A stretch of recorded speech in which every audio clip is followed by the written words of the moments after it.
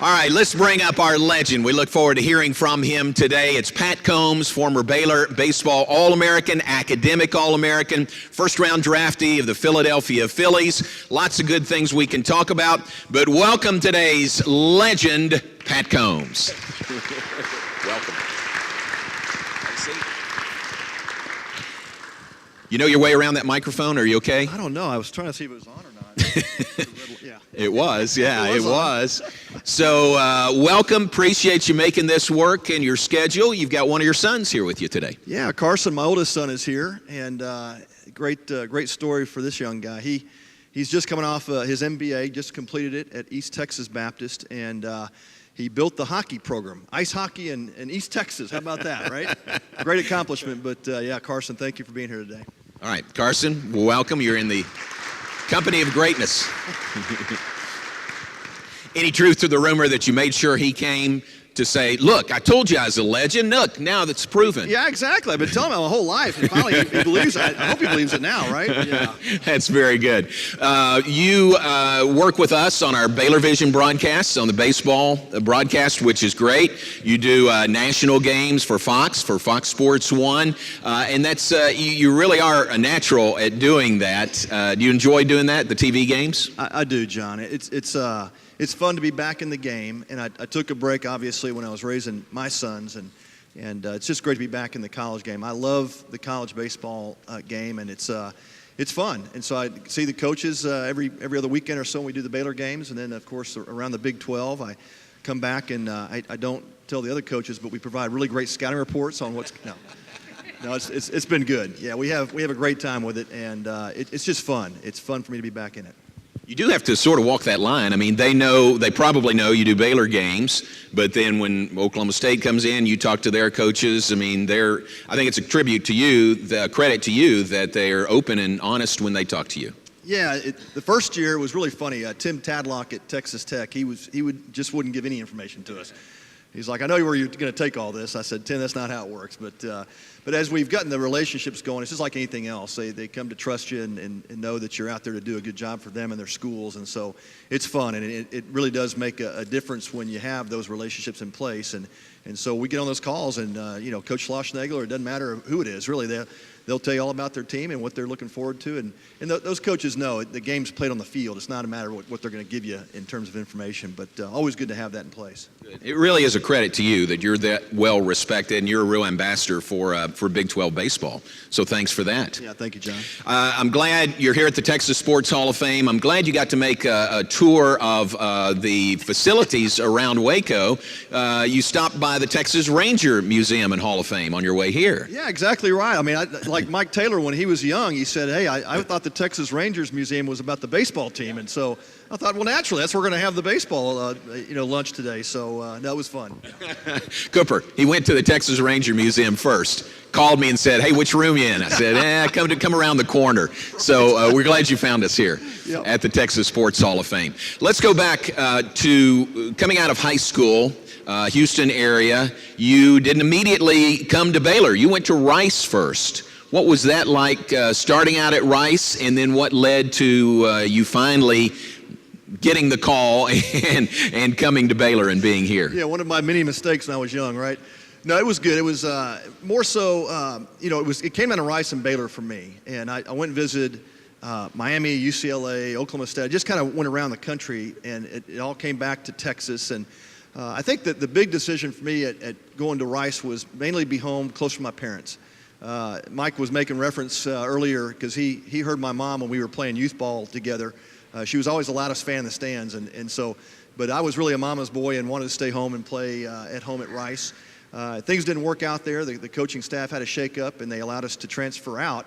And so fortunately for me, I was one of the few players, I think, ever in Southwest Conference history that got the release to go play right away to come to Baylor and play.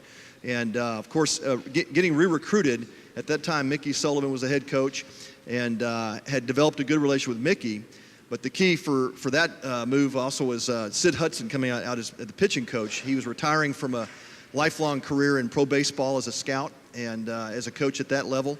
And one of the scouts in Houston that worked for the Pirates at that time said, hey, if you've got a chance to go play for Sid Hudson, take it. He'll really help you develop.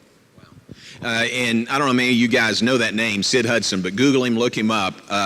What a coup that was, really, for Baylor to get Sid on Mickey's staff here. Yeah, no doubt, John. When you think about legends, he was a true legend, and especially in coaching and development of players. For pitchers, and you guys know this at Baylor, I mean, what a difference it makes to have a guy like John Strauss who develops you as a pitcher. He doesn't just throw you out there and say, go get him, and let your talent, do the trick for you. He teaches you things about the game, and that's what Sid did for me. The biggest thing Sid did, though, was I guess Mike could tell you more stories about. I pitched angry. I was one of those guys that went out there and had a chip on my shoulder and was trying to prove to the world how good I was. And so when things didn't go well, I was not the best teammate, I would say. But Sid really helped me to identify that. So if there's one thing I could say about that relationship, was Sid really sitting down with me, and for the first time a coach saying, hey, you don't have this all figured out, and let me tell you what you need to do to improve. And unless you get a hold of that anger problem, you're not going to get where you want to go. And he said, you got a big league arm, but you got a 10-cent head until you fix that. And that was the first time a coach kind of spoke truth in my life and said what I needed to hear, not what I wanted to hear. And so I thank Sid Hudson forever for that, because that was kind of the time in my life when I was trying to figure things out, and he was a truth teller for me. Wow, that's a really good story. And you came into Baylor, and what was the atmosphere like around the team? How did you grow athletically, spiritually, academically? How was that process for you here at Baylor? Yeah, that's a great question. When I came to Baylor, I was not walking in faith. I grew up in a traditional home. We went to church on Easter and Christmas, and that was about it. So when I got here, I had some things in my life I needed to work on, and I didn't realize why I came here when I came here. It was just one of those things. I thought, I had a good baseball team. I had a couple of guys in high school I played with, Mike Malinak and Brad Meyer, and then it just felt right. And for whatever reason, it wasn't anything spiritual. It felt like the right place for me. But when I got here, there was a lot of great seeds planted. Obviously, the relationship with Sid Hudson. The other thing was, just from a spiritual standpoint, we had a catcher named Todd Hawkins, and Todd was as strong spiritually as you could find on a baseball team. And he wasn't afraid to get in your grill either and tell you the way things needed to be told.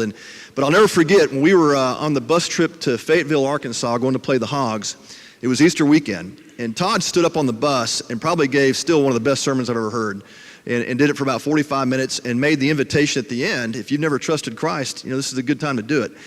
I didn't do it at that time, but that was really some great spiritual seeds were planted in my life. And so academically, things went well here. I got away from, you hate to say this, but you get away from home, you kind of grow up a little bit. And then the spiritual side of that equation was huge for me here. So it was just Baylor was the perfect place for me, and God really did some good things in my life. I'd say academically you did pretty well. What would you have, 3.8, 3.9 grade point something average like here? Something like that. So you were doing pretty well there also. Have you ever heard that story, Carson? Has he told that? All the time, yes. Of course.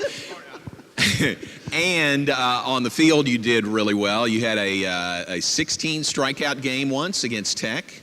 Was that a high water mark for you? Yeah, that was a crazy night. Wind was blowing out like, 50 miles an hour like it usually does in Lubbock, right? And the breaking balls get better that night. It was one of those fun nights. Yeah.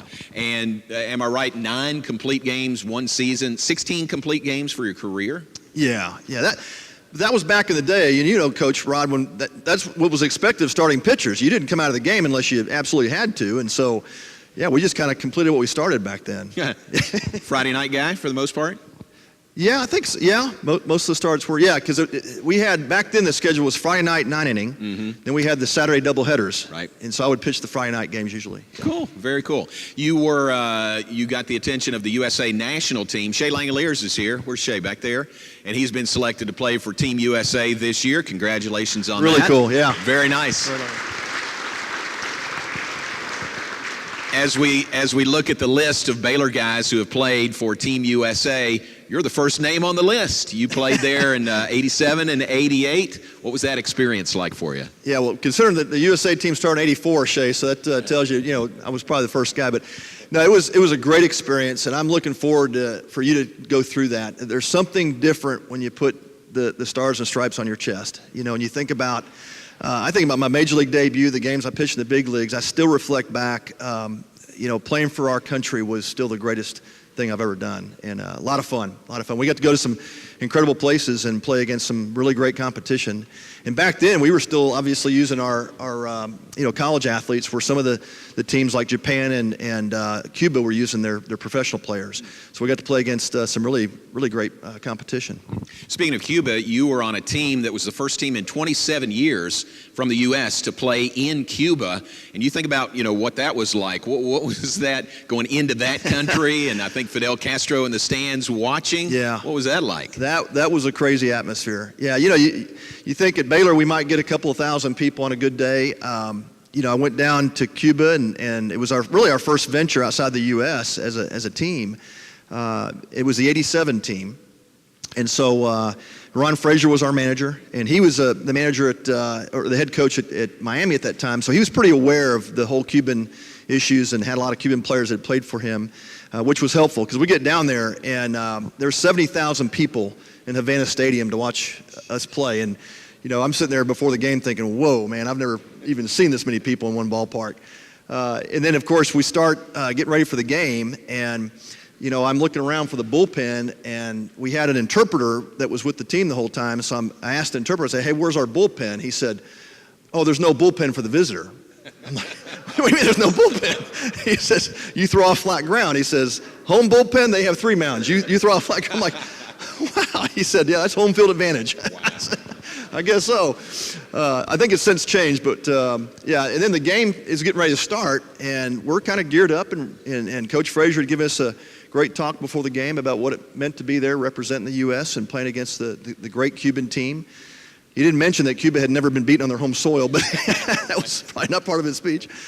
But then Fidel Castro walks in, and of course the crowd goes crazy. There's soldiers with machine guns all around the field, so of course they're going to stand up and clap. But then he comes over, he talks to the Cuban team for a few minutes, and he comes over and he starts to make his way towards our dugout, and Ron Frazier bolts out of the dugout, and he stops the entourage and says, no, we don't want him to come to our dugout. Of course, he's the baseball coach, and you're talking to the Presidente of Cuba, so that wasn't going to work very well. But he comes over, and I remember just the anger on his face, because I think he felt he knew what was going to happen. So we circle up around Fidel, and he tells us some baseball stories about how great a ball player he was. And he was a pitcher, and in fact pitched with the Dodgers AA team that was in Havana. And he told the story that had it not been for the revolution, he might have played professional baseball longer, may have made it to the big leagues. And then he was talking through this interpreter the whole time. So he's speaking Spanish, and they're interpreting it.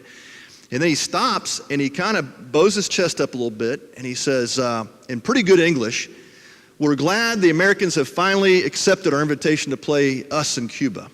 We've been looking for this day for a long time, toward this day. And he says, I must tell you that we will beat you, and we will show you no mercy. And he walks away. Yeah. And Frazier was so mad.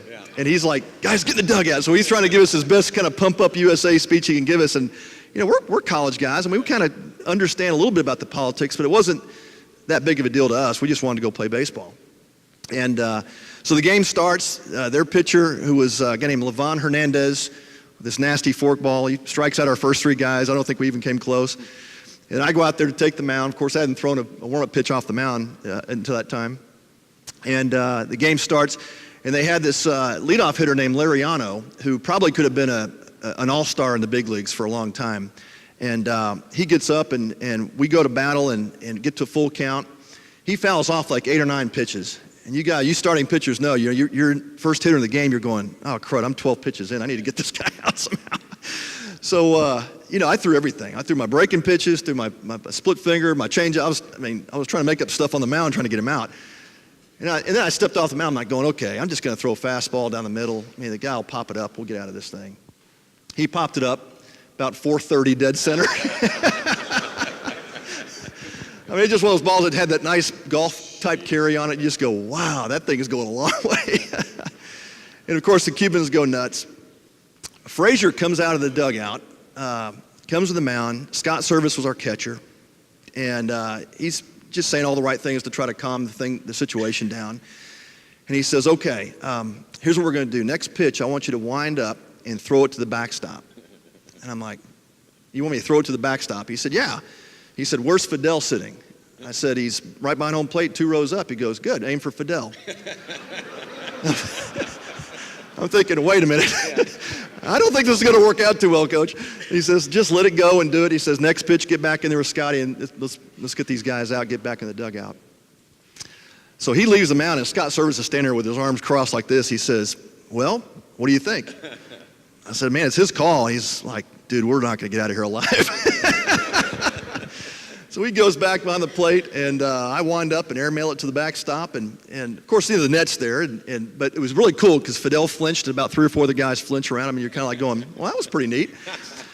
And the umpires come out, no. So sorry, man, it slipped, right? And he throws the ball back, and I remember turning back around to the mound, and Tino Martinez, our first baseman, and Dave Sylvester, our shortstop, and we had Ed Sprague, our third baseman, are right by the mound, and their eyes are this big, and they're going, dude, way to go, man. That was awesome. I'm like going, okay. That's great. And then Tino says, just try to get the next guy out, will you? So we settle back in, we get out of the inning, and I'm going back to the dugout thinking, man, what was that all about, And then it kind of dawns on you later on, that was just Frazier's way of sending a message, like, hey, we're not intimidated. We're here to play some ball, and we come back, we tied the game late in the game, we lost in extra innings, but it really set the stage for us to say, hey, we're here, we know it's a hostile environment, but we're going to give it a shot. And we ended up winning 2 games out of the series. But I look back at that and I go, that was a turning point moment. And as crazy as it sounded at the time, just let one go to the backstop, it was like, okay, we're back in this thing. Wow. Yeah. That is wild. Threw a pitch at Fidel Castro, and he's here today to tell about it. That's terrific. That's really good. So then with Team USA, you were in the Olympics in '88 in Seoul. What was that? Was it Seoul? Yeah, it was Seoul. In '88, what was that experience like? Yeah, I wish it was deeper for me. I'll tell you that the kind of a story that a lot of folks know. So I was on the team the entire summer. We get to the very end, and the Olympic Village was, I guess it was overflowing with athletes. They didn't plan for it very well. So we had a 22-man roster, and I think it was 7 coaches at the time, or 6. Well, a day before we're supposed to fly out to Seoul, they said, well, you got to cut the roster back by 2 more players and 2 more coaches. And so we became alternates, the guys that got sent home. So I was on the plane going home as the team was going to Seoul, which was really a disappointment. But I had had a great summer and pitched real well. But the pitching coach at the time was a guy named Skip Bertman. And Skip had one of his players on the team who had not pitched well all summer. He made it. I went home, but that was okay. We won the gold medal, and we got to celebrate that. They brought us all back. We got rings. It was a demonstration sport in '84 and '88. Okay. So we did win the gold, and the guys who were there got the gold medal, but we all got gold medal rings. Very cool. Great experience. First-round draft pick of the Philadelphia Phillies, coming out of Baylor. 11th pick in the first round. Second highest of any Baylor player all time. So great honor there. You go into Major League Baseball, and your first year in professional baseball, you were on the move a lot, right? Yeah, to put it mildly. Yeah, kept the suitcases packed. It was probably the best way to describe it was the right team at the right time, right place. Got drafted and went to Fall Instructional League in '88 after the Olympic deal was over, and then started my pro career really officially in '89. So became the first player in Major League history to go A, AA, AAA to the big leagues in my first season. So, and the result of that was the Phillies were so bad, they needed pitching, and they moved us up pretty quick. So that was fun. Yeah. So all 3, think about that, all 3 levels, 4 levels really in your first year in professional, A up to AA to AAA and then to the majors. Yeah. That's a pretty fast rise through the system. Yeah. And the other part of that was working with Sid Hudson and Mickey, and just being polished coming out of college. It helps when you don't have to really think too much about the mechanical side, and you're really just focused on getting guys out and doing your job. And that was, for me, that part of the game and the mental side of the game, I had grown a lot at Baylor and with their help. Good. 8 years total in professional baseball, 3 or 4 with the Phillies. And then it ended. It seemed like prematurely for you. What was that? Was it an injury situation, or what was it that kept you from having a longer professional career? Yeah, elbow injury. I had surgery on that in '91, and then shoulder surgery the next year, '93, and then it just battled through the minors trying to get back, and never could quite get it back again. So you're 30 years old. You're pretty much out of professional baseball, something you've done forever. What's your mindset there? I mean, you're 30 years old. You're not going to go sit on a rocking chair anywhere. So how do you handle that, and what did you do next? Yeah, it's that question of now what, right? So in every ball player, if you've ever played, you guys know it's you really want that plan in place before you get to that point. What's next? Of course, you want to focus on the game and what you're doing in the game, but you're always thinking, and that's why talking to the ball players here at Baylor, you're always thinking of what comes after baseball for me. And I was able to have, again, a good education background. Going through Baylor and being really close to finishing my degree, was able to go back and finish up. But I always thought, what do I want to do after baseball? And I looked at sports agency. I looked at staying in the front office. I had some offers to do that. And I just really thought, I need to be back and be a dad and be a husband and help raise my sons who were, little at that time. And so for me, it was what can I do back home and transition into business that I can do something around my family. So that was really the biggest key for me, was just looking at that. I got you. And you were very well prepared to do what came next. Before we get out of your professional career, folks, there is a vintage YouTube video out there. Phillies are playing the New York Mets. Doc Gooden is pitching for the Mets. He hits a couple of Philly players. What's Pat going to do? He's got to get them back a little bit. No, I was a good Christian guy. Yes, I know, and you still are, but you got to get them back a little bit. Well, I threw it where Doc was standing, and he didn't get out of the way, and so it hit him. But yeah, the mindset back then, again, we go back to how we used to play the game, right? When, we were hitting Doc around pretty good. And this is a guy, if some of you aren't familiar with Doc Gooden, he threw up like 100 miles an hour. So the very first thought was, I've got to go out and protect my players. And then the second thought was, if I ever have to face Doc again, he throws a lot harder than I do. That's really going to hurt. But you do what you got to do. And I think he knew it was coming. If you look back at the video, I think Doc actually kind of takes a step towards the mound, because we had a catcher at that time named Darren Dalton. And Darren was just a big guy. Back in that day, he was one of those guys that took those really strong vitamins. So I think the key for Doc... Say no more. I think the key for Doc was he was thinking, I got to get away and separate from Dalton to get to him. So I thought, okay, well, I'm going to close the gap. And I threw the glove down, met him halfway, and I saw Darren right behind him going, this might hurt both of us. So I went low, and Darren hit him high, and here we go. We're in the brawl. Yeah, that's great. So that video is out there if you do a search, right? Pretty good video. As an addendum to that, our football staff, a lot of them came from Temple University in Philadelphia, and there's a guy, our director of football operations is Sean Padden. Grew up in Philadelphia, big Phillies, Eagles fan there. And Sean, at one point, did he come to a baseball game, or where did he meet you? I think so. I think you may have talked to him as well. Yeah.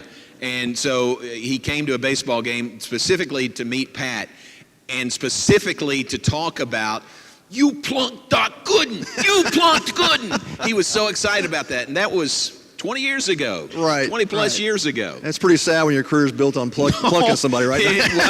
In Sean's mind, exactly. It was a real highlight. Yeah. So. Oh, the Philly fans love that stuff. Oh, yeah. They're the ones that throw snowballs at Santa Claus. They love whenever right. fights broke out. Yeah. Do you have any stories like that? Philly fans turning against you at all? No. I think if in Philly, if you worked hard and played hard, and that was kind of that blue collar mentality, they really respected that. But it was fun. When we played the Mets, that was kind of a rival. And you would just watch, some of the Mets fans would come down, obviously, and you would just watch the fights break out in the stands. We'd be sitting in the dugout just taking, notes on, wow, that dude just landed a big left. And yeah, it was crazy. And then Philly was notorious for, they had the jail underneath the stadium. And so then you'd see a bunch of guys in the jail every day after we were walking back up to the clubhouse.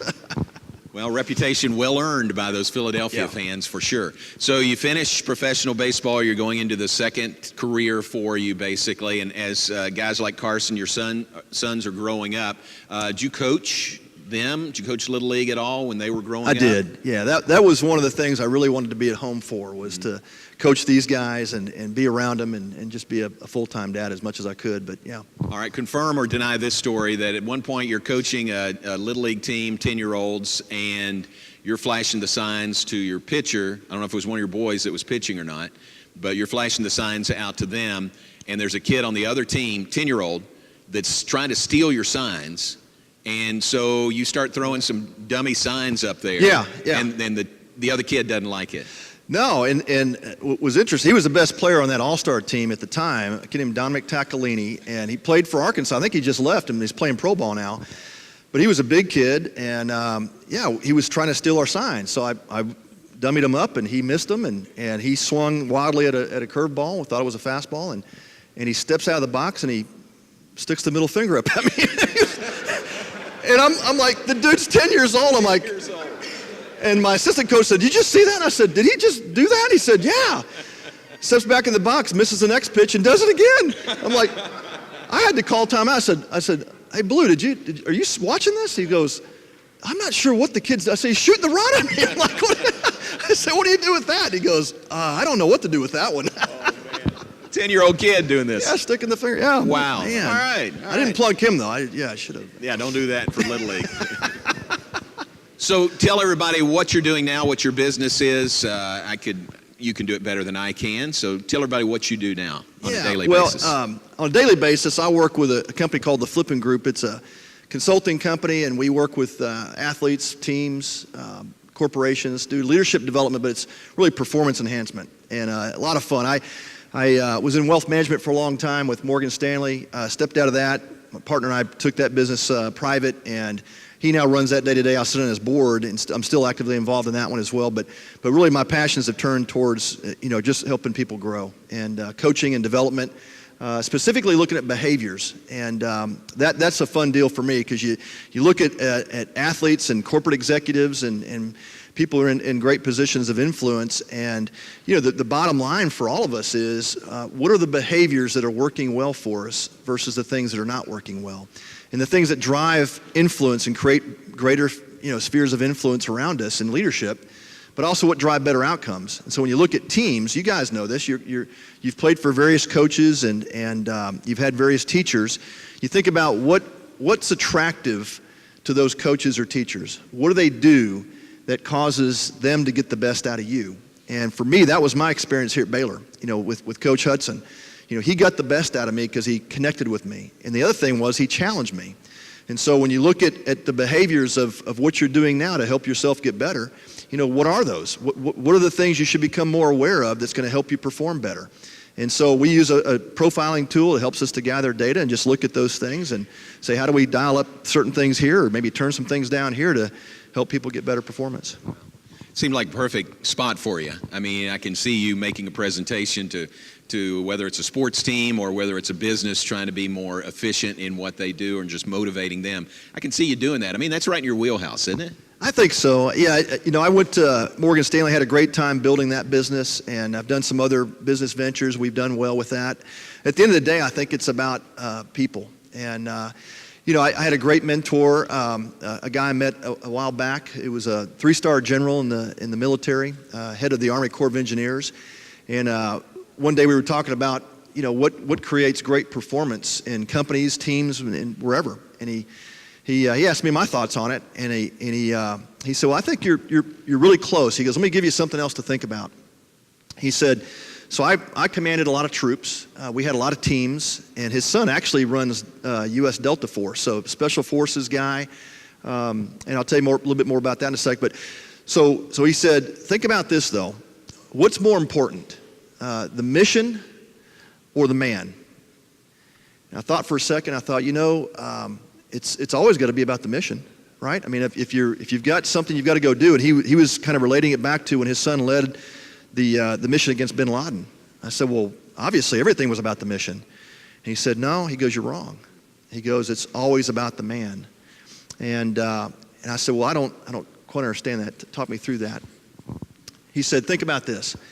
If you've got good people and you're getting the best out of your people, what kind of mission can you accomplish? I thought, ooh, that's good. You can probably do a lot of things. He said, yeah. He says, so in Delta Force, my son Luke, who leads it, he said, when we do the profiling, we talk through about behaviors, we talk through about people. He says, we're vetting to find the very best soldiers in the entire military to be part of the Delta Force. He says, now what missions do you think we can put them on? I said, well, I bet they do anything or everything. He said, yeah, everything and anything the president asks them to do, they'll go do it. They won't even think twice about it because they believe in so much in each other. They believe in so much about the strengths that they have, and they also understand the constraints that they have. They understand themselves really, really well, and they function great as a team. He says, we can put them on any mission in the world, and they'll go do it. They'll execute it. I thought that's a great key. Yeah. Who else along those lines has been a real influence on your life, mentor, anything along those lines? Yeah, I don't know, John, I've been blessed to have relationships with some really neat people, and I've gotten into some doors that I never dreamed I could get into. You know, sitting down with guys like the head of Chick-fil-A, Dan Cathy and Tim Tassopoulos, and just being able to pick their brain on business. You know, what makes Chick-fil-A, what makes their culture so incredible. You know, when you walk in, you have the same experience every Chick-fil-A you go into, and it's really powerful and cool, and people connect with you there. A guy named Horst Schulze who built the Ritz-Carlton, and Horst has got probably the best customer service model you could ever think about. 24 points of how you treat people, and then to see how they train and develop their staffs to do that. So when you go into, if you ever have the benefit of going into Ritz-Carlton, you'll have an experience like none other in a hotel, because those people are trained to serve you in such a way that they just duplicate it over and over again. So it's been really cool to kind of pick the brains of some tremendous CEOs and people over the years that I've been able to sit with and just learn from. I think that's the thing I wanted to do when I got into business, was how can I learn from the best, you know, and where do I go to get that information? And I just simply started asking, hey, can I come meet with you? And of course, people are busy, but they'll go, why do you want to meet? I want to learn from you. What are you going to do with it? And you get to that point where a lot of people don't get asked those questions. And I had the CEO of Exxon one time. I called him up and just said, I don't know how I got through, but I got through to him. And Mark Albers, I said, Mark, can I come visit with you? Why? I said, I just want to pick your brain. What? Okay. I said, I'm a Christian. You're a Christian. You're a business leader. I'd love to come hear how you lead and do business. And he said, send me some questions. I'll think about it. So I sent him some questions. And he invited me in. So it was like, yeah, I think it's just that quest to learn and to grow and to get better. You know, and it's helped me to understand how those guys at that level think and do things. That's a great story. What about your thoughts on this team? They're playing really well now. You've seen them over the course of this season. Not every game, but you've seen this team a lot. You've been around our coaches a lot. 12-game winning streak right now, headed down the home stretch. What do you think about this team? Yeah, this is an exciting time, isn't it? Because you think about baseball as the game. It's not how good your team is. It's how good your team's playing at a certain time, right? So you guys understand that. And it's really cool to see it come together in this way. And the reason I love you guys so much is because it's not easy to come into a situation when you guys got recruited and the program was down, and then you had the coaching transition. It's not easy to come into a program like that. And hey, all of us our dream is to play D1 baseball, get to a College World Series, you know, go on beyond that. We all have that dream. But when you make that decision to do what you guys have done in a program where it was, and now to start to see it rise, right? That to me is the coolest thing you can do. I didn't want to be a part of a University of Texas or a Texas A&M at that time in our day. Those guys were already good. I wanted to go to a program where I could help build it. That to me is the greatest legacy you guys will have, is how well you play together as a team, how much you love each other and support each other, but then to see where it will end up for you. And to me, that's the coolest part about what you guys are doing. So I'm super proud of you. When I go around and talk about the Baylor Bears, man, my heart just shines, because I say, let me tell you about this team. Let me tell you about the character and the grit and the battle that these guys come together and do every weekend and during the week. I love it. And I'm looking forward to seeing where God takes you. It's going to be a fun ride. And hey, if it doesn't happen in the World Series this year, you guys are building the foundation and a base for something that's going to be really, really cool. And the fact I've got a couple of guys I've coached along the way, and get to see those guys when I come back and do games. And where's Heineman? He's in the back. Yep. So he played with my son, Connor, at Southlake. And then I got a chance to coach Hunter Say and Tyler Thomas for a summer. And so that's the cool part about why I stay in the game, too, in the coaching aspect, is I get to see some of these young guys grow and get better and improve. That's fun. Final thought from you. You're the current president of the B Association, the Letterman's Association. Tammy and Lauren and Walter are here from the B Association. What's that mean to you as a Letterman here at Baylor now to be the president of that organization? Yeah, it's a great honor, and I'll tell you, it was the toughest shoes to fill following Dusty Sanderson, who was our president last year. I mean, Dusty is a rock star. But look, the B Association for us is that way to stay in touch with each other. When we leave Baylor, it really allows us to come back as former athletes, keep that networking and that connection going. And for us, that's what it's all about. And Walter's a tremendous leader. Tammy and Lauren just work so hard to make it happen. And it's not just about the football games on Saturdays when we come together in the Letterman's Lounge. And I don't know if you guys have seen the Letterman's Lounge. Have you guys not seen it or have seen it? Yeah, tremendous place, right? But it's the connections that go on inside that building on Saturdays and then beyond that, right? So we have other events with women's sports and men's sports, but just a way to provide that avenue for Bears to come together and support each other. And when you leave here, you always wear the green and gold, but it's those connections, those relationships that matter the most, and that's what the B Association does for us. So I'm forever grateful. Yeah, we've had a great time with it. You're the right man for the job, for sure. Thank you, John. Hey, thanks for being here. Thanks for letting us recognize you and honor you. And you're such a great representative of Baylor University, of Baylor athletics, of Baylor baseball. Let us just say thank you to you for the way you carry yourself, strong Christian morals, family ethics, and everything you do. Folks, do y'all appreciate Pat Combs? Oh, thank you, John. Yeah. Thank you.